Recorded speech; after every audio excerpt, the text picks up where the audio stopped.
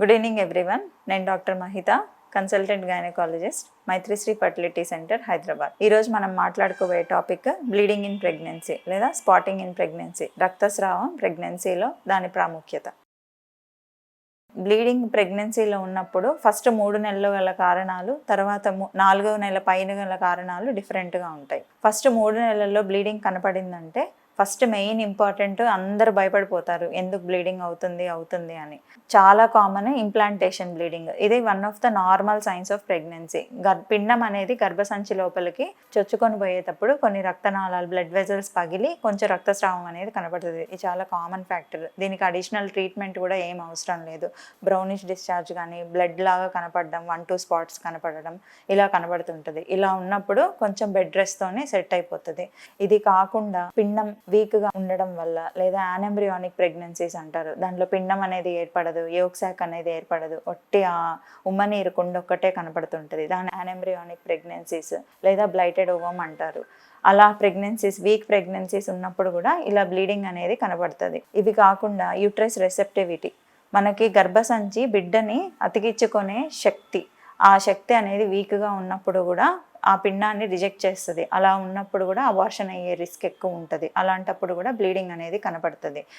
3వ కారణం hormonal problems, PCOD లేదా వీక్ హార్మోన్స్ ఉన్న ప్రెగ్నెంట్ మదర్స్కి కూడా ఇలా అబార్షన్ అయ్యే రిస్క్ ఎక్కువ ఉంటుంది అనమాట. అలాగున్నప్పుడు మనం ఎక్స్టర్నల్గా సపోర్ట్ పెట్టుకోవాలి. ఇంజెక్షన్స్ కానీ, ట్యాబ్లెట్స్ కానీ, హార్మోనల్ ట్యాబ్లెట్స్ ఎక్స్ట్రా పెట్టుకున్నప్పుడు ఆ ప్రెగ్నెన్సీస్ని మనం కాపాడుకోగలము. ఈ మూడిట్లో యానెంబ్రియానిక్ అంటే పిండం వీక్గా ఉండడం వల్ల కలిగే రక్తస్రావాన్ని మనం ఏ రకంగానూ సెట్ చేయలేమన్నమాట. సో ఆ పిండము పుట్టుకతోనే వీక్గా ఉంది అని అర్థం. మిగతా 2 కారణాలు, యుట్రస్ రిసెప్టివిటీ లేదా హార్మోనల్ ప్రాబ్లం ఉన్న వాటిని మనం మెడిసిన్స్తో కవర్ చేసుకోవచ్చు, ఆ ప్రెగ్నెన్సీని సేవ్ చేసుకోవచ్చు. 4వ నెల, 5వ నెల, 6వ నెల పై నెలలో మనకి ప్రెగ్నెన్సీలో బ్లీడింగ్ కనపడిందంటే 2 మోస్ట్ కామన్ కారణాలు ఏంటంటే సర్వైకల్ ఇన్కాంపిటెన్స్ అంటాం. గర్భసంచి ముఖద్వారం అంటే సర్విక్స్, ఆ బిడ్డని హోల్డ్ చేసే కెపాసిటీ వీక్గా ఉంటుంది.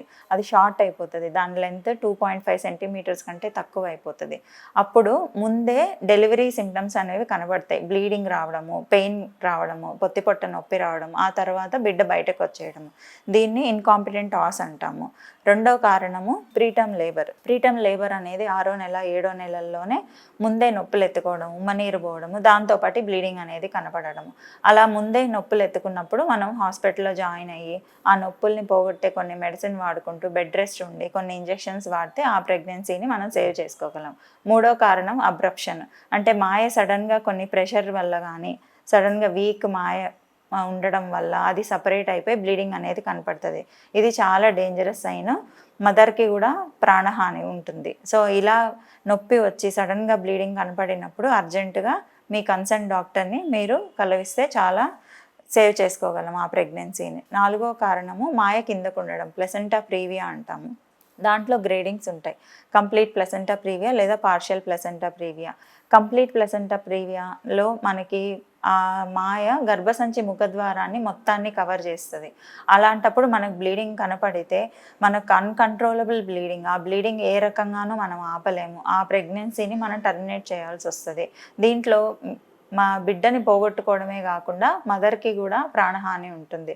సో ఇలాగ ప్లసెంటా ప్రీవియా అని మనకు స్కాన్లలోనే తెలుస్తుంది, ఇంకే విధంగానూ మనకు తెలీదు. ఇలా డాక్టర్ గారు మనకు చెప్పినప్పుడు వాళ్ళు చెప్పిన జాగ్రత్తలు, complete bed rest, hormonal support, కొన్ని మెడిసిన్స్ ఇస్తారు, అవన్నీ తప్పకుండా పాటించాలి. పార్షియల్ ప్లసెంటా ప్రీవియా మాయ అనేది కొంచెమే కవర్ చేస్తుంది గర్భసంచి ముఖద్వారాన్ని. ఈ కండిషన్లో కొంచెం బ్లడ్ కనిపించినప్పుడే మనం అడ్మిట్ అయ్యి కొన్ని హీమోస్టాట్స్ అని కొన్ని మందులు ఉంటాయి, బ్లడ్ లాస్ని కంట్రోల్ చేసే మెడికేషన్, అవి పెట్టుకొని అడ్మిషన్లో ఉండి చేస్తే మనం ఆ ప్రెగ్నెన్సీని సేవ్ చేసుకోగలము. లాస్ట్ 9వ నెలలో రక్తస్రావం కనపడితే that is most commonly indicated in labour. Delivery అయ్యే ముందు కూడా మనకి బ్లడ్ అనేది కనపడుతుంది. Other causes cervical polyps, cervical erosions, sexual contact, pregnancy లేడీస్లో సెక్షువల్ కాంటాక్ట్ ఉన్నా కూడా సడన్గా బ్లడ్ వెజల్ ఏమైనా అవుటర్లో రప్చర్ అయితే కూడా బ్లీడింగ్ అనేది కనపడుతుంది. ఇవన్నీ చూసుకొని డాక్టర్ గారి సలహా మేరకు మీరు ఫాలో అయితే ఆ ప్రెగ్నెన్సీని మనం సేవ్ చేసుకోగలం. Thank you.